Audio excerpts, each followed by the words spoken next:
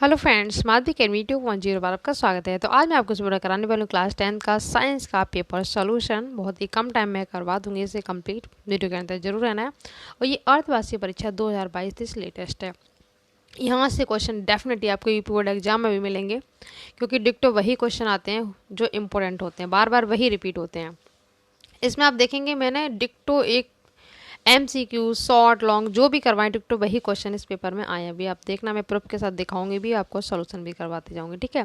तो चैनल पे video upload है, साइंस इंग्लिश हिंदी सभी की पूरी तैयारी करवाई जा रही है और 90 से ऊपर % आराम से आपकी इजीली बन जाएगी। जितना मैं करवाती जा रही हूँ उसका डेली का डेली आपको याद करते जाना है, ठीक है। इंग्लिश हो चाहे हिंदी हो चाहे साइंस हो चाहे SST हो, जो भी मैं अपलोड करूँ आपको अच्छे से करना है। तो चैनल पे पहली बार आता है सब्सक्राइब कर लीजिए, बेल आइकन प्रेस कर लीजिए, इससे आपको टाइम पे नोटिफिकेशन मिलता रहे। तो फटाफट से पहले मैं MCQ कवर कर लेते हैं। 20 मार्क्स के MCQ में आपको न्यूमेरिकल में थ्योरी में बार बार तैयार करवाती रहती हूँ, वही क्वेश्चन सेम टू सेम आए हैं। नेत्र लेंस, जब मैंने आपको निकट दृष्टि दूरदृष्टि करवाया था तो बताया भी था नेत्र लेंस कैसा होता है और पूछा जाता है। तो ये अभिसारी होता है। अभिसारी मतलब उत्तल, ठीक है। उत्तल लेंस को अभिसारी कहते हैं क्योंकि ये एक जगह पे किरणों को इकट्ठा करता है। और अवतल को अपसारी कहते हैं। अपसारी मतलब ये किरणों को एक जगह से सब जगह यूं फैला देता है, ठीक है, ध्यान रखना। तो नेत्र लेंस अभिसारी होता है यानी उत्तल, अपसारी होता है अवतल। क्वेश्चन नंबर 2 है, फटाफट से करते जाएंगे इसे। दूरदर्शी दोष से पीड़ित व्यक्ति के चश्मे में प्रयुक्त करता है। तो मैंने आपको ट्रिक करवाई थी नी का मतलब होता है निकट। निकट में कौन सा लगाते हैं? अवतल। तो दूर में कौन सा लगेगा? उत्तल लगेगा, ठीक है। दर्पण आप पहले से कट कर देंगे, लेंस में होता है यहाँ पे, तो दूर में उत्तल और पास में अवतल। नेक्स्ट है, प्रिज्म में से श्वेत प्रकाश का विचलन सर्वाधिक किस रंग का होता है? तो इसमें हमेशा मैंने आपको समझाया था वीडियो में, लाल यानी रेड और बैगनी यानी वायलेट, ठीक है। इन्हीं दोनों में कंपेयर होता है। तो ये वाला तो अपने आप कट जाएगा, हरा पीला सब। कोई भी क्वेश्चन इस तरह से पूछा जाए तो रेड और वायलेट में आपको करना होता है। तो सर्वाधिक विचलन होता है बैगनी रंग का, ठीक है। अगर सबसे कम पूछा जाए तो लाल का हो जाएगा। अच्छे से करवाने से एक भी क्वेश्चन आपका बोर्ड एग्जाम में ना छूटे, ठीक है। गोले दर्पण के परावर्तन तल के व्यास को क्या कहते हैं? सारी परिभाषा मैंने करवाई थी, तो उसी में से क्वेश्चन पूछ लिया है। इसको द्वारक कहते हैं। समतल दर्पण की फोकस दूरी ये अनंत होती है, ये भी आपको बताया था। ये क्वेश्चन नंबर 6 तो मैंने बहुत अच्छे से रटवाया है कि F पूछे तो आपको क्या करना, आधा करना है, और R पूछे तो डबल करना है। फॉर्मूला बताया था R बराबर 2 × F। तो 20 में 2 का गुणा करेंगे तो 40 हो जाएगा, ठीक है। उत्तल में प्लस कर लेते हैं, अवतल माइनस। डिक्टो वही क्वेश्चन आए और ऐसे ही आपके बोर्ड एग्जाम में मिलेंगे, तो आपको घबराना नहीं है। जितना करवाऊँ उतना सफिशियंट है। एम्पियर किसका मात्रक है? तो ये विद्युत धारा का है। और लास्ट में मैंने करवाया था वही क्वेश्चन सेम टू सेम आए थे, वीडियो अपलोड आप देख सकते हैं, प्रूफ के साथ मैंने डाले थे। ये क्वेश्चन नंबर 8 केमिस्ट्री का है। अभिक्रिया मैंने अच्छे से करवा दी है, सारी अभिक्रिया आपको करवा रखी है। तो यहाँ पे देखो रिएक्शन पूछी है, तो Zn से इससे क्रिया की, इसने इससे की, H2 निकल गया, तो ये क्या हुआ? विस्थापन हुआ। योगात्मक क्या होता है? जुड़ना होता है। अपघटन एक पदार्थ का 2 भागों में टूटना होता है या उससे अधिक भागों में। वियोजन में क्या होता है? प्लस माइनस में आयन आते हैं, ठीक है। तो बची क्या? विस्थापन। अभी आपको आगे दिखाऊंगी, क्वेश्चन में भी आई है। जंग का रासायनिक सूत्र है, ये फर्स्ट चैप्टर है, तो ये है ये, ठीक है, Fe2O3XH2। ये क्वेश्चन जंग का रासायनिक सूत्र यहाँ पे मिसप्रिंट हुआ है। इसमें अगर आप ऐसे चाहो तो ऐसे लिख सकते हैं कि अगर किसी का जो विलयन है क्षारीय है, ठीक है, तो उसका pH मान क्या होगा? तो pH मान क्षारीय में 7 से अधिक होता है, तब आप यहाँ पे 14 कर सकते हैं। या शुद्ध जल का पूछा जाए तो आप 7 करेंगे, ठीक है। यहाँ पे मिसप्रिंट है क्वेश्चन, क्योंकि जंग का रासायनिक सूत्र देखो यहाँ पे हो ही गया है। यहाँ पे ये अम्ल वाले क्वेश्चन में से पूछा गया, ठीक है। अगर ऐसे पूछा है कि अगर कोई विलयन का प्रकृति क्षारीय है तो उसका pH मान कितना होगा, तो 14 होगा, 7 से अधिक है ना। शुद्ध जल का pH मान कितना होता है? ये अच्छे से करवाया था, 7 होता है फिक्स। उदासीन रहता है ना इसका, इसलिए। अम्लीय लवण है तो जिसमें H आता है, मैंने आपको बताया था H आए तो वो अम्ल होता है, जिसमें OH आए तो वो क्षारीय होता है। तो H इसमें आ रहा है, सोडियम बाइसल्फेट। कॉपर का एस्क, ये एस्क भी आपको करने है, चैप्टर में आपको करवाऊंगी, ठीक है। ये है मैलेकाइट। बॉक्साइट एल्यूमिनियम का एस्क है, ठीक, किसका है? एल्यूमिनियम का।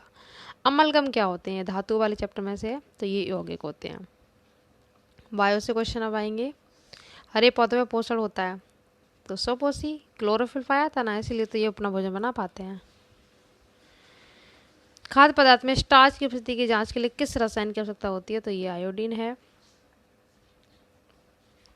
नेक्स्ट है, अमाशय के जठर रस में कौन सा प्रोटीन पाचक एंजाइम, प्रोटीन पाचक की बात हो रही है तो पासे प्रोटीन पाचक, पासे पेप्सिन, ऐसे याद रखना। पचे हुए भोजन का अवशोषण कहाँ होता है, तो ये क्षुद्रांत में होता है। क्षुद्रांत का मतलब होता है छोटी आंत, ठीक है, छोटी आंत में होता है अवशोषण पचे हुए भोजन का। क्वेश्चन नंबर 18, अलैंगिक जनन मुकुलन द्वारा होता है, तो ये होता है ईस्ट में। पराकोष में होते हैं परागकण। स्त्री में अन्न का निषेचन होता है, ये होता है फैलोपियन नलिका में, ऑप्शन बी। अब फटाफट से क्वेश्चन देखो, वही आए जो मैंने आपको करवाए थे। इसमें परिभाषा पूछी है, ध्रुव, मुख्य अक्ष, वक्रत्रिज्या, द्वारक, इनकी सारी परिभाषा भी आपको दिखा दूंगी। अवतल दर्पण, उत्तल दर्पण के उपयोग मैंने आपको करवाए थे, सब डिक्टो भी आपको बता रही हूँ।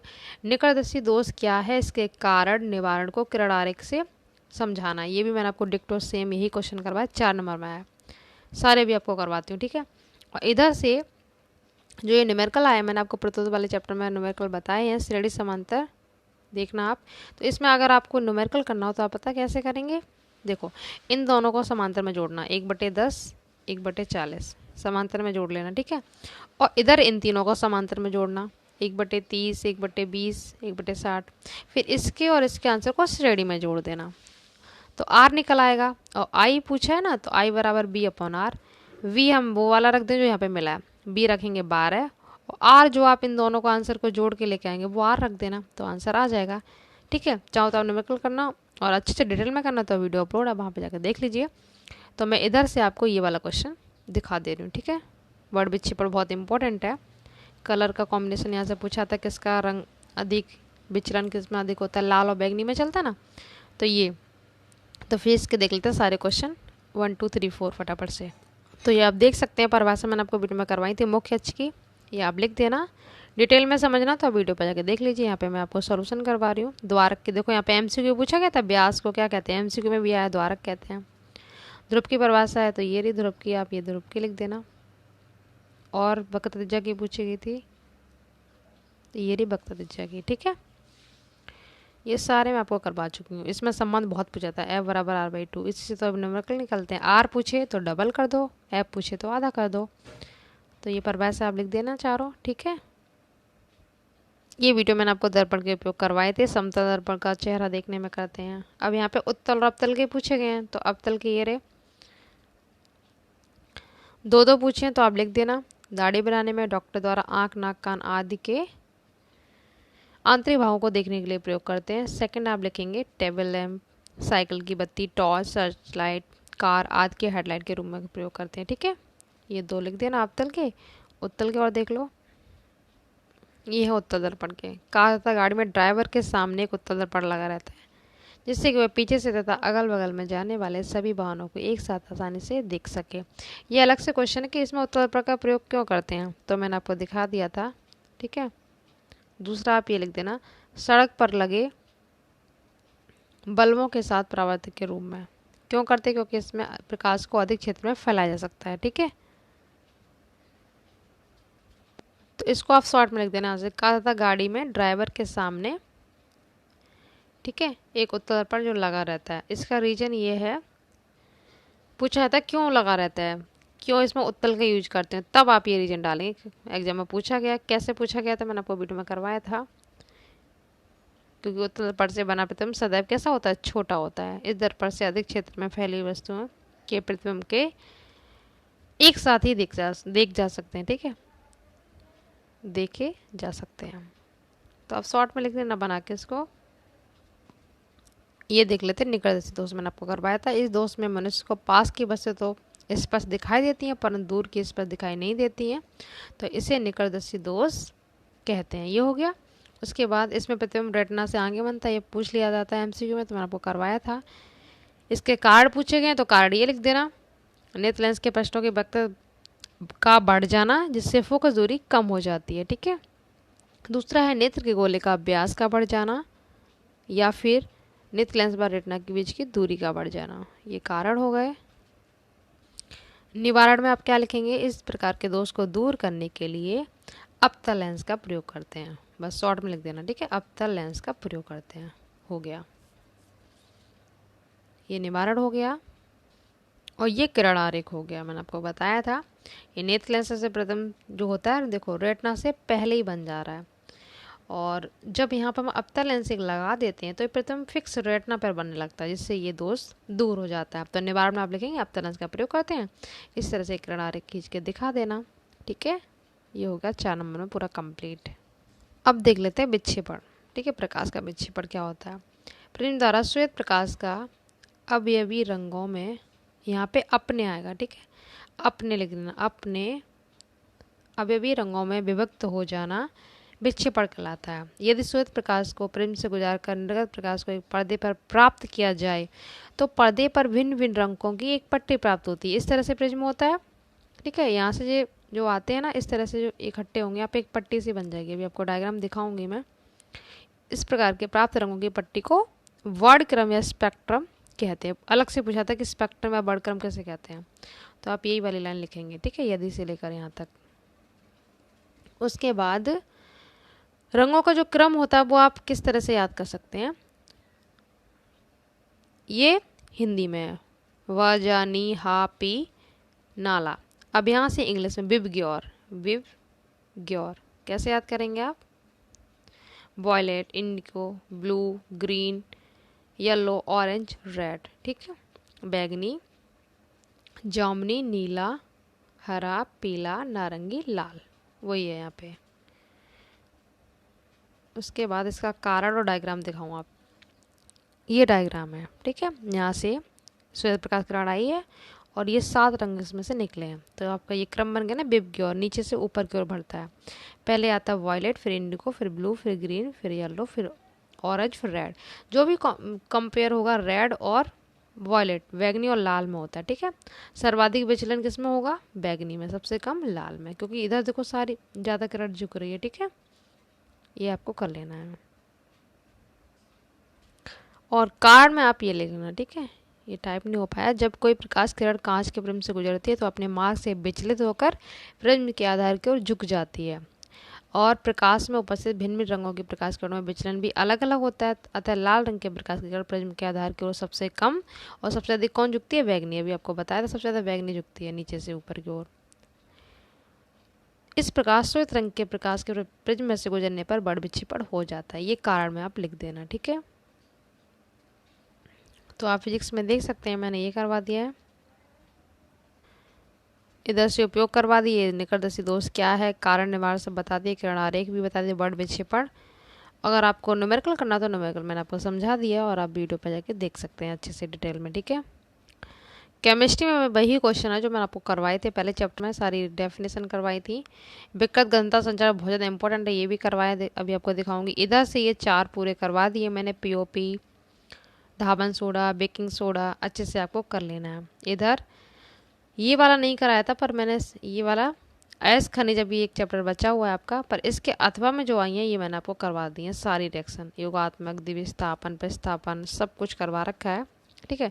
तो मैं आपको ये तीनों अभी इसमें करवा दी, इधर से और इधर से ये दोनों क्वेश्चन, ठीक है। उसके बाद बायो के क्वेश्चन करेंगे। संचारण आप लिखेंगे, जब कोई धातु अपने आसपास अम्ल, नमी आदि के संपर्क में आती है तब ये संचारित होती है, अर्थात गलने लगती है धीरे धीरे। अब मैंने आपको डिटेल में करवा रखा है, बस यहाँ पे सॉल्यूशन बता रही हूँ। तो इस प्रक्रिया को संचारण कहते हैं, ठीक है। ये मैंने आपको परिस्थितियाँ बताई थी, जल की उपस्थिति, वायु की उपस्थिति, ये इसके उपाय हैं। लोहे धातु की वजह से पेंट करने से, लंबे समय तक संचारण से बचाव करने के लिए टिन की परत यानी टिन्नीकरण चढ़ाकर या गैल्वनीकरण कर दिया जाता है, ठीक है, ये आप लिख देना।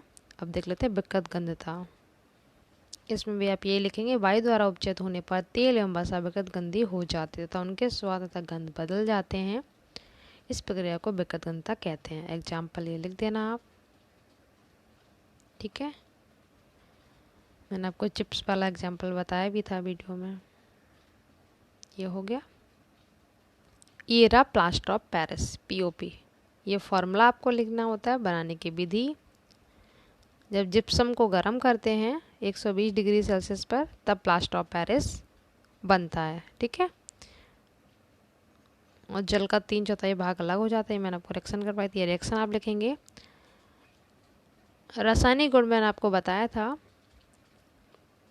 ये आप लिख के और इसका उल्टा कर देना आप, मतलब ये चीज़ आपको इधर लिखनी, इस साइड ये चीज़ इधर लिखना है और ये इधर बन जाएगा। ये इसका रासायनिक गुण है, इसका जस्ट उल्टा कर दो, ये इधर लिख दो, ये इधर लिख दो, तो इसका रासायनिक गुण बन जाएगा। ठीक है, ये बनाने की विधि में सीधा लिखना है, रासायनिक गुण में इसका उल्टा कर दो। ये हो गया। उपयोग पूछे गए हैं तो उपयोग आप लिख देना, अस्पताल में टूटी हड्डी जोड़ने के लिए। ठीक है, खिलौने मूर्तियाँ बनाने में, चाक बनाने में, 2 ही पूछे हैं, आप जो अच्छा लगे आप कर सकते हैं। ठीक है, ये इसके उपयोग हो गया। रासायनिक गुण ध्यान रखना, ये लिख के आपको इसको उल्टा करना है, ये इधर और ये इधर, रासायनिक गुण हो जाएगा कंप्लीट। ये हो गया पीओपी। अब देख लेते हैं योगात्मक क्रिया। ये मैंने आपको सारी रिएक्शन करवाई हैं, केमिस्ट्री का पूरा चैप्टर। तो योगात्मक को ही संयोजन कहा जाता है। जब 2 या 2 से अधिक पदार्थ मिलकर एक नया पदार्थ बनाते हैं तो योगात्मक क्रिया कहलाती है। ये 2 पदार्थ हैं, Mg मैग्नीशियम और ऑक्सीजन, तो ये MgO बन गया। बैलेंस कैसे करते हैं ये भी मैं आपको सिखा चुकी हूँ, यहाँ पे 2 वगैरह क्यों लगाया।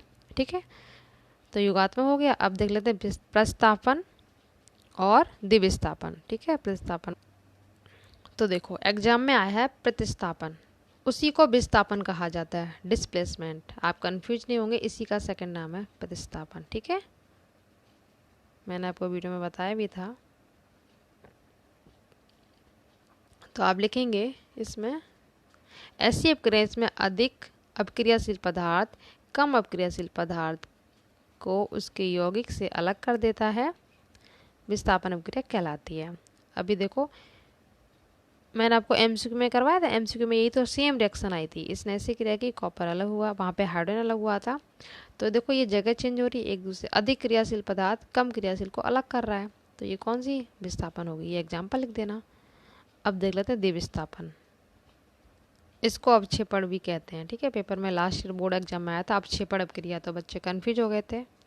तो ऐसी अपक्रिया में अभिकारकों के बीच, तो इनके आपको दोनों नाम याद रखने हैं, आयनों का आदान प्रदान होता है। किसका, आयनों का, तो वो द्विविस्थापन अपक्रिया कहलाती है।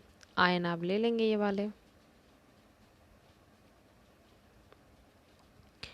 Na2SO4 BaCl2, Bn से क्रिया कर ली, बेरियम सल्फेट बन गया, NaCl से कर ली, NaCl बन गया, नमक बन गया। तो ये हो गया डबल विस्थापन हुआ ना, इसने इससे आयन से हुआ, इसका इससे हुआ। और मैं लास्ट में बताया भी था, क्योंकि इन अपक्रियाओं में अवक्षेप प्राप्त होता है इसलिए ये अवक्षेपण अपक्रिया भी कहलाती हैं। ठीक है, ये अवक्षेपण अपक्रिया भी कहलाती हैं, ध्यान रखना। पर आप एग्जाम यहाँ पे इतना नहीं पूछा गया, बस इतना कर लेना आप। ठीक है, बाकी ये डिटेल में अच्छे से करनी है तो वीडियो अपलोड है, केमिस्ट्री की प्लेलिस्ट बनी हुई है, फिजिक्स केमिस्ट्री बायो के नाम से अलग अलग, इंग्लिश हिंदी सभी की, तो वहाँ से कर लीजिएगा आप। तो केमिस्ट्री मैंने आपको करवा दिया पूरा ये, और इसमें अथवा वाले ये तीनों करवा दिए। ठीक है, और इधर से बायो के क्वेश्चन करेंगे। पहले 4 मार्क्स में है पोषण क्या है, इसकी आवश्यकता क्यों होती है, रुधिर लसिका में 4 अंतर, ये नगर नहीं है, फिर नर है, गा नहीं आएगा। ठीक है, नर तथा मादा के गौड़ लैंगिक लक्षण, फिर लैंगिक अलैंगिक जनन में अंतर, ये अंतर लिख दो, या फिर हृदय की आंतरिक संरचना। हृदय वाला बहुत इंपॉर्टेंट है, लॉन्ग में पूछा जाता है, तो हार्ट वाला भी आपको कर लेना है बोर्ड एग्जाम के लिए। अभी तो यहाँ पे चॉइस मिली है, पर आपको बोर्ड एग्जाम के लिए करना है। ठीक है, अच्छे से। तो ये क्वेश्चन देख लेते हैं बायो के फटाफट। तो पोषण की परिभाषा में आप क्या लिखेंगे, सभी जीवों को अपने शरीर की जैविक क्रियाओं के लिए ऊर्जा की आवश्यकता होती है। यह ऊर्जा उन्हें भोज्य पदार्थों यानी भोजन से प्राप्त होती है। भोजन पदार्थ को ग्रहण करने की क्रिया को ही न्यूट्रिशन या पोषण कहते हैं। ठीक है, तो ये डेफिनेशन आप लिख देना। इसकी आवश्यकता क्यों होती है तो वो देख लेते हैं। 4 नंबर में है तो आप थोड़ा थोड़ा सा लिख देंगे। ऊर्जा उत्पादन हेतु सारी क्रियाओं के लिए ऊर्जा की आवश्यकता होती है। ठीक है, ऊर्जा के लिए इसकी जरूरत पड़ती है। ऊतकों की मरम्मत हेतु होती है और वृद्धि हेतु, ये सब आप पॉइंट लिख देना। ठीक है, अब पेपर में क्वेश्चन था रक्त, रुधिर एवं लसिका में अंतर। ठीक है, रुधिर को ही रक्त कहते हैं। ये तरल संयोजक है, ये रक्त के अंत हो जाएंगे पॉइंट 1 2 3 4 5। ठीक है, ये रक्त के हो गए यानी रुधिर के, और लसिका के पॉइंट आप लिख देना सेम, ये 5 पॉइंट लसिका में लिख देंगे आप। ठीक है, 4 नंबर का है तो 4 की जगह 5 पॉइंट भी लिख दो, कोई दिक्कत नहीं है। ये हृदय वाला भी आपको बताऊंगी। इधर से ये देख लो, अलैंगिक तथा लैंगिक जनन में अंतर। तो अलैंगिक जनन के पॉइंट आप ये लिख देंगे, एक जनक भाग लेता है, ये सब यहाँ से लेकर। इम्पोर्टेंट है ये पेपर में, बोर्ड एग्जाम के लिए भी सारे क्वेश्चन। और इधर से लैंगिक जनन में आप लिख देंगे, ठीक है, ये सब यहाँ से लेकर ये पूरे 5 पॉइंट। एक क्वेश्चन यह है, नर एवं मादा के गौड़ लक्षण। तो पहले नर के आवाज का भारी होना, शरीर का सुडौल, ये सब आप पॉइंट लिख देंगे, ठीक है। नर एवं मादा के गौड़ लक्षण, ये 5 पॉइंट इसके हो गए। और ये 5 पॉइंट हो जाएंगे मादा के, ठीक है, यानी फीमेल के। ये मेल के पॉइंट थे 5, ठीक है। दाढ़ी मूंछ का निकलना, आवाज का पतला होना, ये सब यहाँ से लेकर 5 पॉइंट तक, ठीक है। ये हो गए। और इस क्वेश्चन में चॉइस आई थी, या हृदय वाला कर लो या ये, तो मैंने आपको दोनों बता दे रही हूँ। ये तो बता ही दिया, हृदय वाला और देख लेते हैं फटाफट से, ठीक है। ये बोर्ड एग्जाम के लिए बहुत इंपॉर्टेंट है, इसलिए आपको करना है। यहाँ से लेकर आप हृदय के बारे में लिख देंगे यहाँ तक, ठीक है। इतना भी लिख दोगे तब भी कोई दिक्कत नहीं है, इतना आप करना, ये सब कुछ नहीं है। इसके बाद आप आंतरिक संरचना लिखेंगे, ये हृदय की आंतरिक संरचना है। तो आप ये कर लेना पेपर में, या फिर अंतर वाला कर लेना, पर आपको बोर्ड एग्जाम के लिए आपको याद ही करना पड़ेगा, ठीक है। हृदय में 4 वेश्म होते हैं, ध्यान रखना। ये सब आप लिख देंगे, सतह से जोड़ा रहता है, यहाँ तक खुलता है। अभी आपको डायग्राम और दिखा दे रही हूँ। ये डायग्राम है आंतरिक संरचना का, ठीक है, ये आप देख सकते हैं। आंतरिक संरचना पूछे तो आंतरिक संरचना का आपको बनाना पड़ेगा। तो आप देख सकते हैं मैंने ये भी पूरा करवा दिया है। ये दोनों ही आपको करने बोर्ड एग्जाम के लिए इम्पोर्टेंट है। इस पेपर में आप फिलहाल, अगर आपके पेपर में यही क्वेश्चन आते हैं तो आप इनमें से एक कर सकते हैं, ठीक है। तो मिलते हैं नेक्स्ट वीडियो में नेक्स्ट टॉपिक के साथ। कोई भी डाउट हो, कोई भी क्वेरी हो तो मुझसे ज़रूर पूछिएगा। और कोई भी आपको टॉपिक समझ में नहीं आ रहा हो किसी भी सब्जेक्ट में तो मुझे बता सकते हैं, उसे वीडियो मिल जाएगा। बाकी तो मैं पूरी तैयारी करवा ही रही हूँ अच्छे से। तो आपको अच्छी परसेंट बनाए, 90 से ऊपर अगर नंबर लाने हैं तो आपको अच्छे से जो भी मैं करवाऊँ सबका रिवीजन जरूर करना है, ठीक है। तो मिलते हैं नेक्स्ट वीडियो में नेक्स्ट टॉपिक के साथ। Thank you so much.